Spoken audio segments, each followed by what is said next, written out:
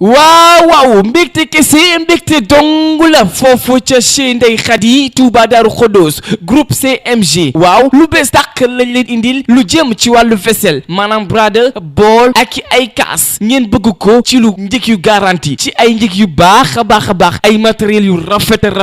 lu baax ngeen ci bëggoon lu jëm ci wàllu ay tissu tissu boo leen ci bëgg doxantu leen foofu ca chez Ndeye Khady Touba Darou Khoudoss groupe CMG lu baax ngeen bëggoon ci décoration salon ci décoration chambre ay fauteuil yu confortable ay table ay montre yu rafet ngir sa salle mën a rafet ay fleurs ay bouquet fleurs ay table